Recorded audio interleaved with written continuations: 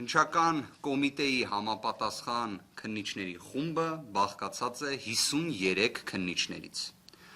Այդ խումբը փաստացի գործում է 2025 թվականի հուլիս ամսից և 53 քննիչներից բաղկացած քննչական խումբը դեռևս դատարանից խնդրում է, որ կարողանան կատարել նախաքննություն, իսկ այդ ընթացքում Սամվել Կարապետյանը լինի կալանավորված։ Սա ինքնին այս նախադասությունը, այս երևույթը աբսուրդ է, ինքնին, միայն սա արդեն բավարար է արձանագրելու համար, որ մենք իրավաբանությունից դուրս ենք գործում,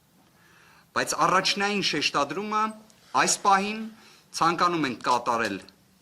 այն իրադարձությունների վրա, որը վերաբերում է Հայաստանի Հանրապետության Վճռաբեկ դատարանի հակակոռուպցիոն պալատին։ Տեսեք ինչ տեղի ունեցավ։ 2025 թվականի նոյեմբերի 13-ին վերաքննիչ հակակոռուպցիոն դատարանը մերժում է դատախազության կողմից ներկայացված բողոքը։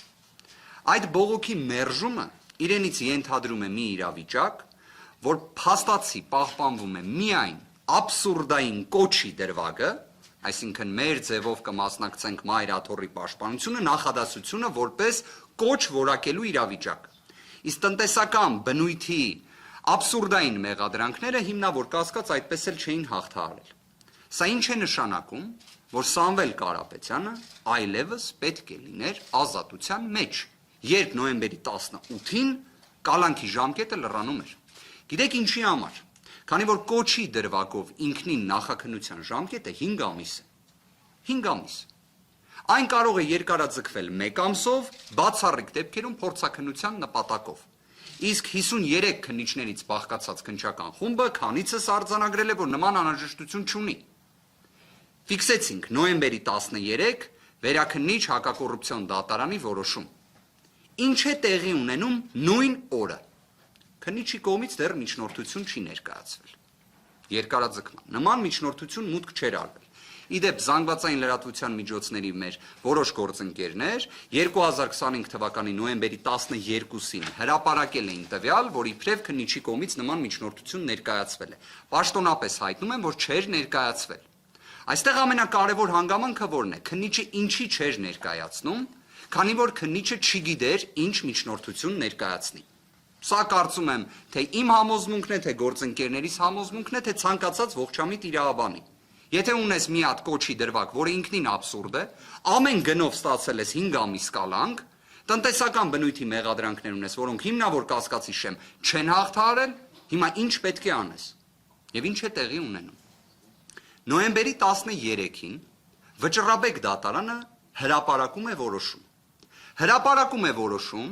ստվերային արդարադատության պայմաններում, որտեղ այդ որոշման հրապարակման մասին չենք իմացել մենք, չեք իմացել դուք, չեք իմացել, այսինքն որևէ ձև էլ չունեիք իմանալու, նույն ձև ոնց մենք, բայց դրա մասին գիտեր քննիչը։ Որտեղից գիտեր։ Որտև պատկերացրեք, քննիչը կարողանում է նոյեմբերի 13-ին ժամը 18:27 մուտքագրի երկարաձգման միջնորդություն, հղումներ կատարի Վճռաբեկ դատարանի որոշումից, որը մենք չենք ստացել, իդեպ մինչ օրս չենք ստացել։ Կարողանում է կից ներկայացնել Վճռաբեկ դատարանի որոշումը դատարանին, որտեղ Վճռաբեկ դատարանը փորձ է կատարել ցույց տալու, որ տնտեսական բնույթի մեղադրանքներից մեկով իբրև կարող է լինել հիմնավոր կասկած։ Բայց Վճռաբեկ դատարանի որոշումը, ինչքան էլ այն այդքան անհրաժեշտ է եղել քննիչների համար, միևնույն է ուշացած է։ Դրան առանձին կանդրադառնանք։ Բայց պատկերացրեք, Վճռաբեկ դատարանի պրակտիկան ուսումնասիրենք, հասկանալու համար։ Եղել է դեպք, որ Վճռաբեկ դատարանը մոտ 20 օրվա ընթացքում վարույթ ընդունի դատախազության բողոքը եւ որոշում կայացնի։ Եղել է Հայաստանի Հանրապետության պատմության մեջ նման դեպք։ Ես ձեզ հրապարակում եմ վերջին, կարծես 12, նույնիսկ 15 ամսվա վիճակագրություն հենց նույն Վճռաբեկ դատարանի հակակոռուպցիոն պալատի։ Ես կներկայացնեմ վարույթ ընդունելու օր, որոշման հրապարակման օր։ Օրինակ, ապրիլի 4-ին վարույթ է ընդունում Վճռաբեկ դատարանի հակակոռուպցիոն պալատը, գլխավոր դատախազի ներկայացրած բողոքը, հենց տիկին Աննա Վարդապետյանի, որը վերաբերում է 33 դրվագ ենթադրյալ հանցանքի, որտեղ իդեպ դատարանները կալանքը չէին կիրառել։ Վճռաբեկ դատարանը ապրիլին ընդունում է վարույթ, որոշումը կայացնում է նոյեմբերի 6-ին 2025 թվականի,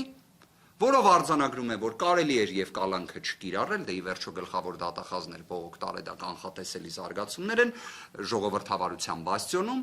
բայց նաեւ արձանագրում է, որ այդ գործը արդեն դատարան են ուղարկել եւ ակտուալ չէ։ Ժամանակագրային, այսպես ասած, հատվածը ֆիքսեցիք։ Շարունակություն։ 2024 թվականի ապրիլի 23-ին Վճռաբեկ դատարանի հակակոռուպցիոն պալատը վարույթ է ընդունում գլխավոր դատախազի բողոքը, որոշումը կայացնում է 2025 թվականի մարտի 10-ին։ Մեկ այլ դեպքով 2024 թվականի մայիսի 22-ին ընդունվում է վարույթ, որոշումը ընդունվում է 2025 թվականի մարտի 10-ին։ Մեկ այլ դեպքով 2024 թվականի դեկտեմբերի 11-ին վարույթ է ընդունվում, որոշումը հրապարակվում է 2025 թվականի ապրիլի 17-ին։ Մեկ այլ դեպքով վարույթ է ընդունվում 2024 թվականի հոկտեմբերի 30-ին, որոշումը կայացվում է 2025 թվականի նոյեմբերի 13-ին։ Մեկ այլ դեպքով վարույթ է ընդունվում 2024 թվականի հոկտեմբերի 21-ին, իսկ որոշումը հրապարակվում է 2025 թվականի հոկտեմբերի 23-ին։ Ես ունեմ առաջարկ, խնդրում եմ օգնել ինձ այս հարցում, ես առաջարկում եմ, որ Վճռաբեկ դատարանի հակակոռուպցիոն պալատի դատավորների գործողությունների վերաբերյալ Սամվել Կարապետյանի դեպքով, որտեղ մենք արձանագրեցինք, չէ, ստացվում է միջինացված, ողջամիտ իրականության մեջ հնարավոր չէր պատկերացնել այսքան արագ որոշման կայացում, պետք է դիմենք Գինեսի ռեկորդների գրքին, այսինքն համապատասխան հանձնաժողովին, եւ կարծում եմ դա կլինի արդար։ Ի վերջո ինչի՞ չպետք է գնահատել նման վարքագիծը։ Սա իսկապես Գինեսի ռեկորդների գրքում գրվելու տվյալ է։ Իդեպ ինձ թվում է, եթե չեմ սխալվում, Գինեսի ռեկորդների գրքում կա հատուկ առանձին մի բաժին տիեզերքի վերաբերյալ։ Օրինակ, հենց սա կարող է գրվել այդտեղ, որտեղ սա տիեզերական արագություն է։ Իսկապես սա նույնիսկ լույսի ձայնի արագությունը գերազանցող վարքագիծ է Վճռաբեկ դատարանի կողմից։ Իդեպ, կարծում եմ Վճռաբեկ դատարանի հակակոռուպցիոն պալատի այս գործողությունները Գինեսի ռեկորդի ես պարզապես մինչ ասուլիսը փորձում էի ուսումնասիրել, օրինակ կա մի անձ, կարծես ԱՄՆ քաղաքացի Ֆարմենը, որը փորի վրա ձմերուկ է կարում կտրել եւ դա կարողացել է անել կայծակնային արագությամբ, իր հետ կարող է մրցել նաեւ այս որոշումը։ Բայց հիմա, եթե ավելի փորձում ենք բովանդակային նայել, ինչի համար այս ամենը տեղի ունեցավ։ Զուտ նրա համար, որ քննիչը միջնորդություն ներկայացնի։ Հասկանում եք, Վճռաբեկ դատարանի հակակոռուպցիոն պալատ, սահմանադրական մարմին, արդարադատության տեսանկյունից բարձրագույն ատյան, որին կարողանում են փաստացի օգտագործել միջնորդություն ներկայացնելու նպատակով։ Այսինքն նայեք, կարող էր, չէ, Վճռաբեկ դատարանը այս որոշումը էլի կայծակնային արագությամբ, էլի մեկ ամսից շուտ, հա? Օրինակ, ընդուներ նոյեմբերի 22-ին,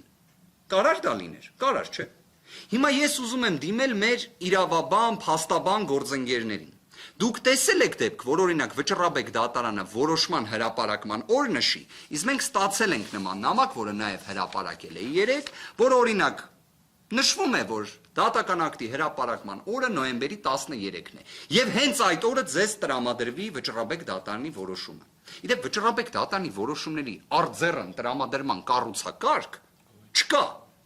Մեզ դրա համար Վճռաբեկ դատարանի համապատասխան դատավորի օգնականը տեղեկացնում է, որ որոշումը, որ ընդունվի, մեզ կուղարկվի ողջամիտ ժամկետում, կուղարկվի, ոչ թե եկեք ստացեք։ Եվ սահմանված կարգով կհրապարակվի դատական իշխանության կայքեջում։ Էս ոնց է ստացվում, որ մեզ չեն ուղարկում, որտեղ մեզ 3 ուղարկել են այս որոշումը, այսինքն որոշում էլ չէ, գրություն։ Գրություն նրա մասին, որ հարգելի պաշտպաններ,